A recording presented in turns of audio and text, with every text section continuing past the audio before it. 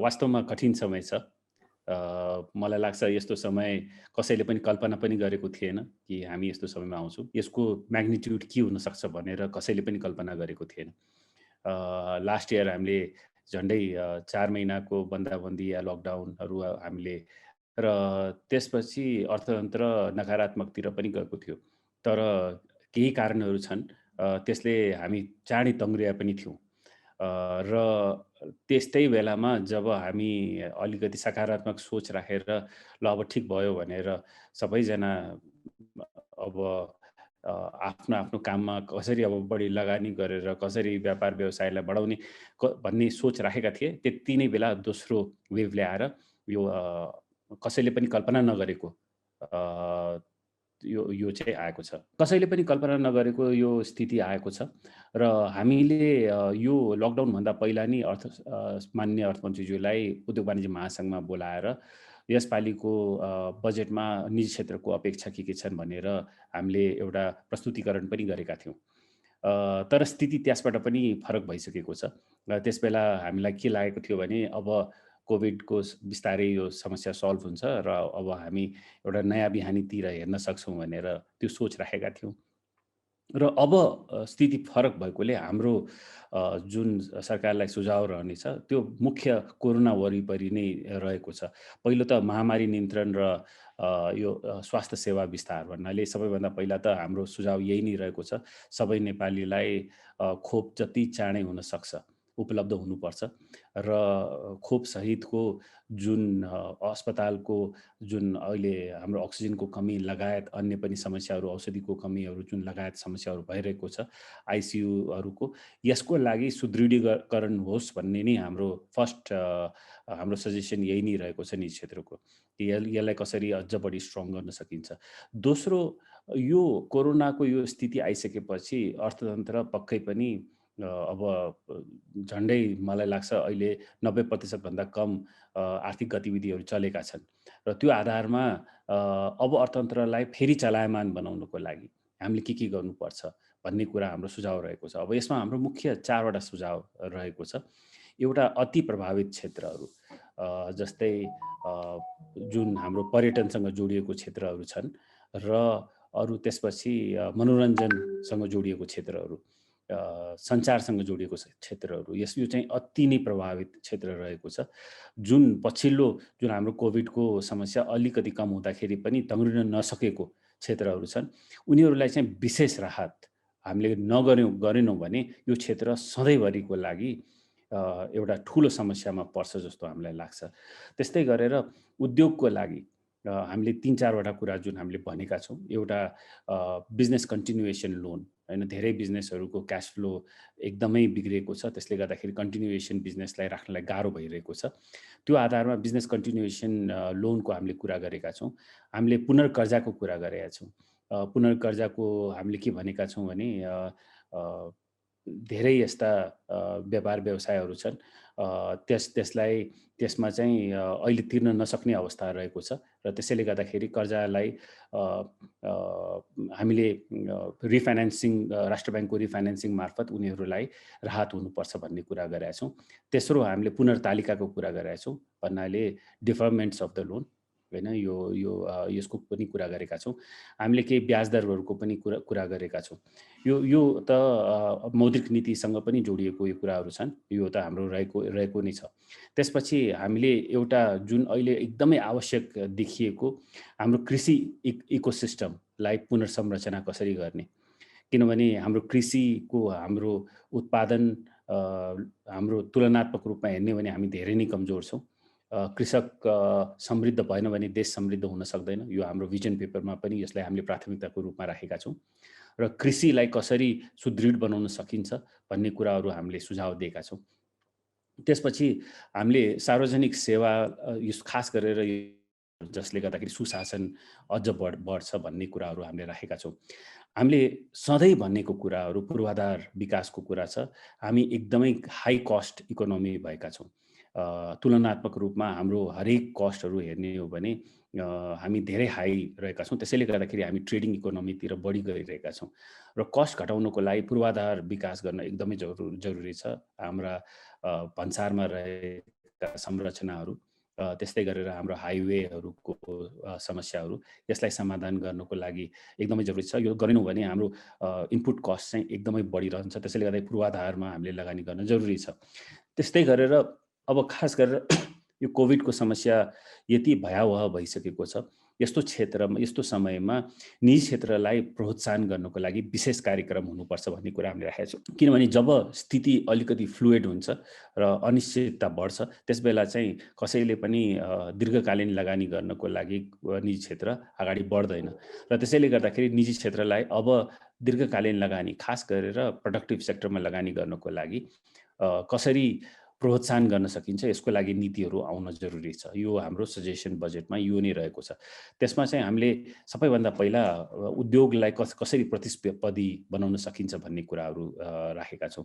उद्योगको मुख्य कस्ट सेन्टर्सहरू हामीले तुलना गर्ने हो भने उदाहरणको लागि बिजुली को कस्ट भारतसँग हामीले तुलना गर्ने हो भने हाम्रो बिजुली पर युनिटको कस्ट उद्योगको लागि धेरै बढी छ। यो कसरी घटेर उद्योगलाई अझ बढी कम्पिटिटिभ बनाउन सकिन्छ भन्ने कुराहरू हामीले राखेका छौँ। त्यसपछि हामीले राखेका छौँ श्रमको, होइन, हामीलाई सबैलाई थाहा छ, आइएलओको रिपोर्ट पनि हेर्ने हो भने हाम्रो प्रोडक्टिभिटी अहिले साउथ एसियामा सबैभन्दा कम रहेको छ, तर अहिले न्यूनतम वेतन पनि सबैभन्दा बढी भइसकेको छ र यस्तो बेलामा उद्योग कम्पिटिटिभ हुन सकेन। त्यसैले गर्दाखेरि उद्योगको लागि अब आउने समयमा प्रोडक्टिभिटी बेस्ड स्यालेरी सिस्टमको लागि कानुन हुनुपर्छ भन्ने कुराहरू हामीले राखेका छौँ। मैले हामीले पूर्वाधारको कुरा त मैले गरि नै सकेँ। त्यस्तै गरेर ब्याज दरको कुराहरू हामीले गरेका छौँ। कसरी उद्योगलाई कम ब्याजमा उनीहरूले चाहिँ रकम पाउन सक्छन्, लगानी गर्न सक्छन् भन्ने कुराहरू हामीले राखेका छौँ। र त्यस्तै गरेर यो त प्रतिस्पर्धी औद्योगिकरणको कुराहरू गरे र त्यसपछि हामीले अर्को कुरा के राखेका छौँ भने स्टार्टअप र इनोभेसन। हरेक देशहरूले स्टार्टअप र इनोभेसनमा ठुलो लगानी गरेको छ। स्टार्टअप र इनोभेसन्समा हामीले लगानी गर्न सकेनौँ भने आउने समयमा हामीले यो जुन फास्ट ग्रोथको जुन एउटा कल्पना गरेका छौँ त्यो चाहिँ सम्भव छैन र स्टार्टअपमा फेलियर रेट धेरै बढी हुन्छ। तर तैपनि स्टार्टअप्सलाई एन्करेज गर्नको लागि जरुरी छ। हामीले महासङ्घले पनि केही कुराहरू यसमा सुरु गरेको छ। हाम्रो बजेटमा चाहिँ यसपालि स्टार्टअप र इनोभेसनको लागि एन्करेज गर्नलाई, उनीहरूलाई प्रोत्साहन गर्नको लागि विशेष कार्यक्रम हुनुपर्छ भन्ने कुराहरू हामीले राखेका छौँ। हामीले विद्युत उत्पादनको र प्रसारण रणनीति हामीले किनभने धेरै उद्योगहरूले अब सस्तोमा बिजुलीको लागि आफैले प्रड्युस गर्न सक्छ भने त्यसको विलिङ चार्ज मात्रै गरेर त्यसलाई कसरी उद्योगले सस्तोमा ऊर्जा प्राप्त गर्न सक्छ भन्ने कुराहरूको हामीले सुझाव दिएका छौँ। निर्यात प्रवर्धन, अब हामी सबैलाई थाहा छ हामी पुरै हाम्रो अर्थतन्त्र रेमिटेन्समा आधारित भएको छ र यो एउटा ठुलै कुनै यो रेमिटेन्स कम भयो भने ठुलो दुर्घटना हुनसक्छ। तर त्यसैले गर्दाखेरि निर्यातलाई बढाउन जरुरी छ। निर्यातलाई बढाउनको लागि जुन माथि भनिएका कुराहरू जस्तै कस्ट अफ डुइङ बिजनेस त छँदैछ, इज अफ डुइङ बिजनेस छँदैछ, तर त्यसबाहेक निर्यातमा कुन कुन क्षेत्रमा कसरी अलिकति इन्सेन्टिभ दिएर र त्यहाँ भएका समस्याहरूलाई, खास गरेर नन ट्यारिफ ब्यारियर्सहरू जस्ता समस्याहरूलाई समाधान गरेर यसमा हामीले निर्यातलाई प्रवर्धन गर्न सक्छौँ भनेर कुराहरू राखिएको छ। त्यस्तै गरेर साना र मझौला उद्योग, अब हरेक अर्थतन्त्रको मेरुदण्ड भन्नाले साना र मझौला उद्योगी नै हुन्छ। नेपालमा पनि साना र हामी ठुला उद्योगहरूको कुरा गर्छौँ, तर खास भन्ने हो भने यो देशको मेरुदण्ड, अर्थतन्त्रको मेरुदण्ड साना र मझौला उद्योगी व्यवसाय नै रहेका छन्। उनीहरूको आफ्नै युनिक प्रब्लम्सहरू रहेका छन्। एउटा सबैभन्दा ठुलो युनिक प्रब्लम कस्तो रहेको छ भने उनीहरू कर्जा प्राप्ति, उनीहरूको लागि धेरै नै ठुलो समस्या भएको छ। किनभने हामीका ब्याङ्किङ सिस्टम एकदमै कन्जर्भेटिभ छ। उनीहरूले कर्जा प्राप्ति गर्नको लागि एकदमै ठुलो समस्या परेको छ र त्यही आधारमा साना र मझौला उद्योगलाई कर्जा प्राप्ति लगायत अन्य केही जुन कानुनहरू छन्, जुन त्यसलाई परिवर्तन गर्नुपर्ने, त्यस कुराहरूलाई हामीले बजेट हाम्रो सजेसनमा राखेका छौँ। र हामीले त्यसपछि महिला उद्यमशीलताको विकास कार्यक्रम, किनभने यो पनि एकदमै आवश्यक छ। अब 50% पपुलेसन जब महिला छन्, महिलाहरूको उद्यमशीलता बढाउनुको लागि खास गरेर जुन साना र मझौला व्यवसायमा लागेका महिलाहरूलाई चाहिँ विशेष एउटा पुस चाहिँ गर्न आवश्यक छ जस्तो मलाई लाग्छ। हामीले नीतिगत सुधारहरूका कुराहरू गरेका छौँ। नीतिगत सुधारका धेरै कार्यक्रमहरू जुन अहिले परिवर्तन गर्नु जरुरी छ, जसले प्रोत्साहन गर्न सक्छ निजी क्षेत्रलाई अझ बढी लगानी गर्नुको लागि। यो कुराहरू हामीले राखेका छौँ र हामीले एउटा धेरै एउटा सजेसन यसपालिको बजेटमा के दिएका छौँ भने सम्पत्तिको अभिलेखीकरणको हामीले कुरा गरेका छौँ। हामीले के भनेका छौँ भने सम्पत्तिको अभिलेखीकरण नेपालमा अहिलेसम्म भएको छैन र जबसम्म अभिलेखीकरण हुँदैन तबसम्म प्रोडक्टिभ सेक्टरमा जुन लगानी हुन सक्थ्यो त्यो चाहिँ हुन सकिरहेको छैन र यसको चाहिँ एक पटक अभिलेखीकरण भयो भने त्यसपछि सरकारलाई पनि यो भोलि कर उठाउनलाई पनि र करको दायरा बढाउनलाई पनि सजिलो हुन्छ र यसले चाहिँ अझ बढी प्रोडक्टिभ सेक्टरमा लगानी बढ्न सक्छ। धेरै देशहरूले सम्पत्तिको अभिलेखीकरण गरिसकेपछि त्यसमा लगानी धेरै बढेको उदाहरणहरू छन् र यसैमा हाम्रो सजेसन्सहरू पक्कै पनि जब भ्याट लागेको थियो निजी क्षेत्रलाई सरकारले के भनेर वाचा के गरेको थियो भने यो भ्याट लागिसकेपछि यो एकमात्र कर रहन्छ, त्यसपछि अरू सबै करहरू यसैमा समाहित गरिन्छ भन्ने कुराहरू भएको थियो। तर हामीले के देखेका छौँ भने एउटा चाहिँ भ्याट बाहेक अन्तःशुल्कलाई पनि अब एउटा टुलको रूपमा युज गरिएको छ।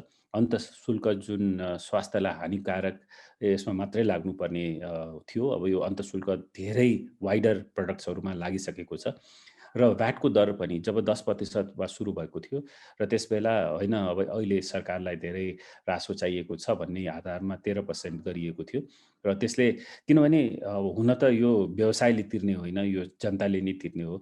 तर जब जब प्राइस बढ्छ त्यसबेला चाहिँ मार्केट खुम्चिएको हामीले देखेका छौँ।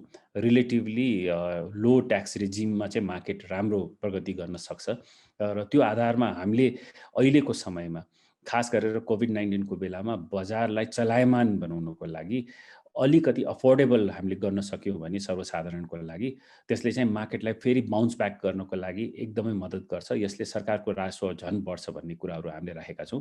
अन्य करको पुनर्संरचनाको कुराहरू पनि हामीले गरेका छौँ। हामीले यसपालिको बजेटमा खास गरेर न्यायिक जुन टुल छन् हाम्रो, खास गरेर जुन हाम्रो ट्राइब्युनलहरू छन् त्यसलाई चाहिँ त्यसको नियमावली र त्यसको पुनर्संरचना हुनुपर्छ भन्ने कुरा, हाम्रो राजस्व न्यायाधिकरणको हुनुपर्छ भन्ने कुराहरू हामीले राखेका छौँ। करको दरहरूको पनि हामीले कुरा गरेका छौँ। करको दरहरू मा पनि केही सुधार आवश्यक छ, खास गरेर उद्योगको लागि केही सुधारहरू आवश्यक छ भन्ने कुराहरू, त्यसमा अलिकति प्रोत्साहन हुन सक्यो भने यसले चाहिँ सकारात्मक लगानी लिएर आउँछ भन्ने कुराहरू हामीले राखेका छौँ। अब हामीले पछिल्लो वर्ष जब कोभिडको महामारी भइसक्दाखेरि हामीले के भनेका थियौँ भने पुनर्कर्जा ठुला उद्योगी व्यवसाय भन्दा पनि साना व्यवसाय र मझौला व्यवसायलाई नै फोकस्ड हुनुपर्छ भनेर हामीले भनेका थियौँ। मलाई लाग्छ राष्ट्र ब्याङ्कले जुन कर्जाको जुन लिएर आएको थियो त्यसले पक्कै पनि हुन त किनभने साना र मझौलाको निड पनि धेरै छ, किनभने नम्बर्सहरू धेरै बढी हुन्छ।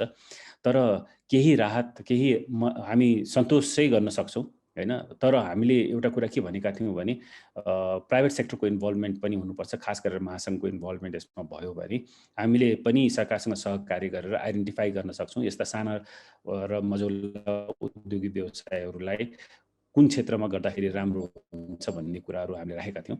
त्यो हुन सकेन तैपनि सरकारको रोल आउट सेटिस्फ्याक्सन रह्यो। तर जुन कर्जाको जुन व्यापार व्यवसायको कन्टिन्युएसनको लागि जुन कर्जाको कुरा थियो त्यसको नियमावली चाहिँ एकदमै कठिन आयो होइन। त्यो कठिन भएकोले जुन बिजनेस कन्टिन्युएसन लोन जुन राष्ट्र ब्याङ्कले एनाउन्स गरेको थियो त्यो खास गरेर मझौला र ठुला व्यवसायहरूले पाउन सक्थे, त्यसलाई एक्सेस गर्न सक्थे लो कस्टमा।